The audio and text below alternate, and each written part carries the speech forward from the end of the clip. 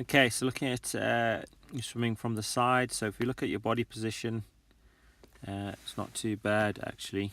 So ideally we want to be in line with the rope, so keeping our hips level with our shoulders.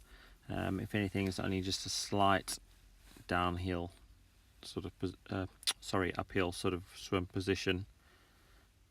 Okay, so pretty much where your body needs to be is in line with the straight line with the rope, where it's just slightly under, but nothing to worry about there.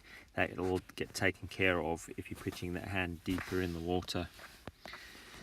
Okay, so it's good to see that your eye line is actually looking down. That's exactly where we want to be, which brings the legs up when we're swimming. Okay, this is where it sort of all goes wrong. So you can see where your hand enters the water.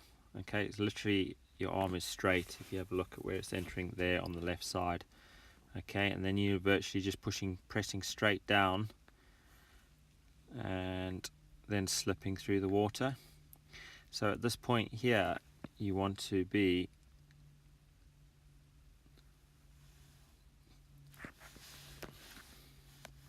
do that again. So basically you want to be pivoting at the elbow, so your arm is straight and pulling straight down to that point.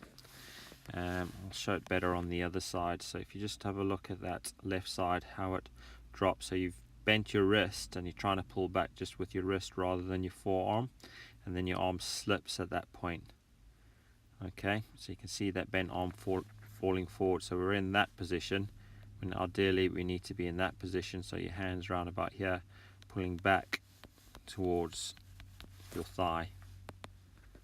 Okay, so if you look on the other side and the other hand, and what happens, so there's no pivot of the elbow, so we're literally pushing down on the water. So you can see over here your hands pushing down at that point. So if you just watch that, where those red things, your hands are pushing down rather than pushing you forward. Okay, and then your hand slips. You can see how it slips through the water. So at this point here you want to be pivoting at the elbow. So we're straight there, but pivoting at the elbow, so your hand is actually facing back towards your hips. Okay, and then your hand position will stay pointing backwards all the way past your thigh. Okay, so it should be in this position here, sort of over the barrel, creating all this water space, pulling back. And if you watch what happens to your hand, how it just slips through the water, and that's where you're not in that powerful position. Okay, and we look at the timing. So if you look at your lead arm, so if we pitched in the water at that angle, so pitching down to there, okay,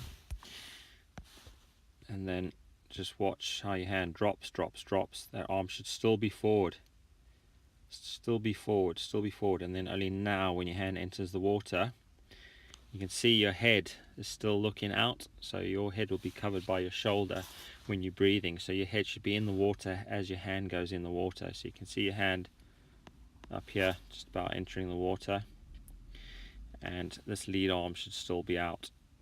So basically your whole body's off balance. So that's where we get that front quadrant swimming and that timing.